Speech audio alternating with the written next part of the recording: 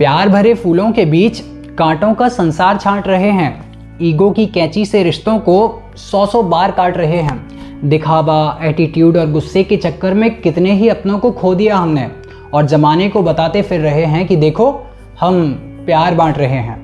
जी हाँ दोस्तों, मैं स्काई किंग आकाश जैन आप सभी के बीच में लेकर के आया हूँ एक छोटी सी और बेहद प्यारी लव स्टोरी। देखो, इस कहानी को बहुत सुंदर बनाने के लिए या खूबसूरत बनाने के लिए मैंने इस पर अमीरी की कोई चादर नहीं उड़ाई है और ना ही दिखावे का कोई टीका लगाया है इसके माथे पर। बस जो है तो हकीकत तुमसे बयां कर रहा हूँ, या फिर कहो हकीकत के पन्नों को तुम्हारे सामने खोल रहा हूँ। तो चलिए बिना किसी लाग लपेट के और बिना किसी मिर्च मसाले के शुरू करते हैं इस कहानी को। ये कहानी है रश्मि और रोहित की। ये दोनों बेहद प्यार करते थे एक दूसरे को। शादी को 5 साल हो चुके थे, पर इन दोनों के प्यार में थोड़ा सा भी अंतर देखने को नहीं आया था। कारण था इन दोनों को एक दूसरे को बेहद अच्छे तरीके से समझना। देखो, मिडिल क्लास लाइफ में जिम्मेदारियों और ख्वाबों के बीच में एक बैलेंस बना करके रखना पड़ता है, और वह बैलेंस इन दोनों की लाइफ में बहुत अच्छे से बना हुआ था। उसका कारण था इन दोनों का समर्पण एक दूसरे के लिए, इन दोनों का प्यार एक दूसरे के लिए। लाइफ में सब कुछ बहुत अच्छा चल रहा था, पर वो कहते हैं ना कि जब लाइफ में सब कुछ बहुत अच्छा चल रहा हो तब कुछ मुश्किलें आकर के हमारी परीक्षाएं जरूर लेती हैं। इनकी लाइफ में भी ऐसा ही कुछ हुआ।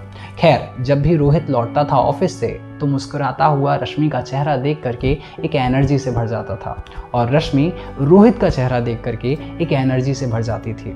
दोनों दिन भर की थकावट को भूल करके एक दूसरे की एनर्जी को समाहित कर लेते थे आपस में एक दूसरे के अंदर, और बहुत अच्छे से अपनी लाइफ को जी रहे थे। खैर, लाइफ बढ़ती जा रही थी। इस बार मौसम था बारिश का। बारिश मूसलाधार हो चुकी थी। शहर के कई भागों में बारिश ने अपना प्रभाव दिखा दिया था। खबरें यहाँ तक आ रही थीं कि भैया देखो, बारिश के कारण शहर के कई भागों में बाढ़ आ गई है, आप लोग सुरक्षित रहें, और बचाव दल के सदस्य लगे हुए हैं, जल्दी से जल्दी आपको निकालने की कोशिश की जाएगी। लेकिन दिक्कत यह है कि पुश्तैनी तौर पर इनको जो घर मिला था रोहित और रश्मि को, वह कच्चा था। खैर, इन्होंने मेहनत मशक्क़त करके जैसे तैसे अपने घर का एक कमरा पक्का करवा लिया था, पर बाकी पूरा घर कच्चा था, मिट्टी का बना हुआ था और शहर से थोड़ा कटा हुआ था। खैर, बारिश का प्रभाव इनके घर तक भी पहुंच गया। अब रोहित को चिंता थी कि सब कुछ चला जाए पर रश्मि को कुछ नहीं होना चाहिए। उसने रश्मि का हाथ थामा और कुछ बहुत ज़रूरी चीज़ जो हो सकती हैं उनको ले करके छत पर चले गए। पूरा घर बारिश के कारण बह चुका था, सिवाय उस पक्के कमरे को छोड़ करके। बचाव दल को इन तक पहुंचने में काफ़ी समय लग सकता था, पर दोनों एक दूसरे को ढांढस बंधा करके रख रहे थे। दोनों एक दूसरे को पॉजिटिविटी दे रहे थे। खैर, बचाव दल इन तक 3 दिनों बाद पहुंचा। तब तक रश्मि की क्षमता खत्म हो चुकी थी। रश्मि भूख के कारण परेशान हो चुकी थी। रश्मि कहीं ना कहीं चारों तरफ पानी ही पानी को देख करके घबरा रही थी, इस कारण से बेहोश हो गई थी। जैसे तैसे बचाव दल के सदस्य हेलीकॉप्टर के माध्यम से इन तक पहुंचे, और जब इन तक पहुंचे तो उन्होंने सोचा कि सबसे पहले इसे फर्स्ट एड दिया जाए, इसको सबसे पहले प्राथमिक उपचार दिया जाए। प्राथमिक उपचार के माध्यम से जैसे तैसे रश्मि को होश में लाया गया। जब वो होश में आ गई तो सबसे पहले जोर से गले लगा लिया उसने रोहित को। रोहित ने भी उसे ढांढस बंधाया और कहा, हिम्मत मत हार, जा जल्दी जा ऊपर, मैं आ रहा हूँ तेरे पीछे। बचाव दल के सदस्यों ने सबसे पहले उस महिला को यानी कि रश्मि को हेलीकॉप्टर में ऊपर ले जाने का सोचा। वह ऊपर चली गई। अब रोहित की बारी थी। रोहित को जैसे ही बचाव दल के सदस्य ऊपर की तरफ खींच रहे थे, अचानक से रस्सी का एक सिरा छूट गया और रोहित वहीं पर गिर गया।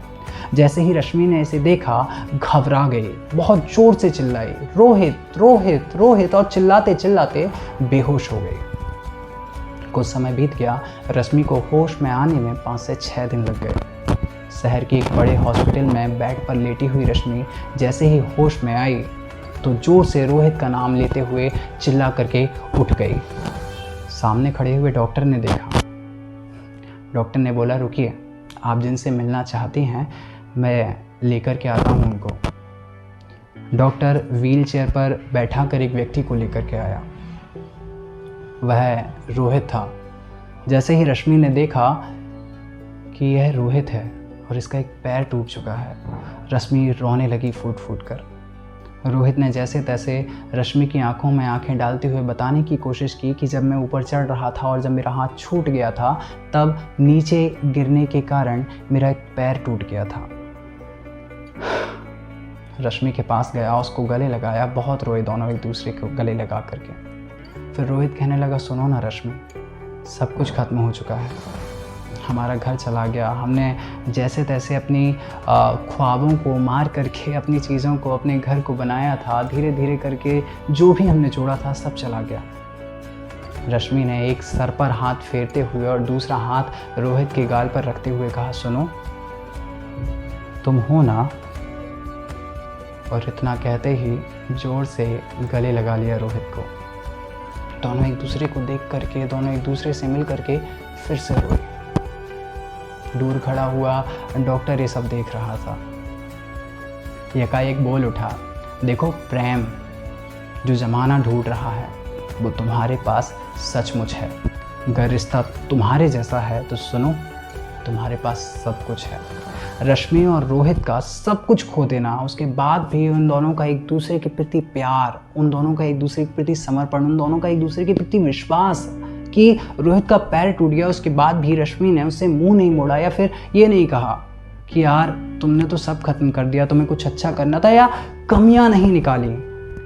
वह जिंदा थी उनकी उम्मीदें, वहाँ जिंदा था उनका विश्वास, और इसी विश्वास के कारण उन्होंने अपनी ज़िंदगी को फिर से अच्छा बनाने के लिए कोशिशें की। देखो, सिर्फ प्यार की बातें करने से सब नहीं होता, उन्होंने उस प्यार को अपनी ज़िंदगी में उतारा और मेहनत करके। अब जिम्मेदारियां बढ़ गई थी कुछ रश्मि पर रश्मि ने उन जिम्मेदारियों को बेहद खूबसूरती से निभाया और अब की बार एक किराए के मकान को घर बना दिया।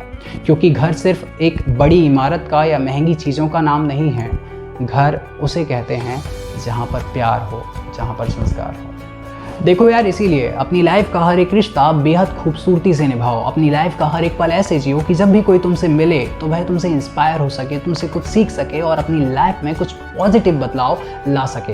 क्योंकि यार देखो, राधा कृष्ण हो या फिर राम और सीता, हम इन दोनों को इसलिए नहीं जानते कि इनके पास बहुत सारे पैसे, बहुत सारी दौलत, बहुत सारे बंगले, गाड़ी और मकान थे, बल्कि इनकी कहानियों को बताते हुए हमें सिखाया जाता है कि इनके पास प्रेम था। और यही प्रेम आपके जीवन में आए, यही मोहब्बत आपके जीवन में आए, आपके रिश्तों में आए। ऐसी ही मेरी भी इच्छा है, आप अपने जीवन में एक ऐसा प्यार पा सकें और अपनी लाइफ को बहुत अच्छा बना सकें। इन्हीं इच्छाओं के साथ आप सभी को सादर जय जिनेंद्र। हाँ, अगर आपको चैनल की यह कहानी अच्छी लगी हो तो प्लीज़ चैनल को सब्सक्राइब कर देना।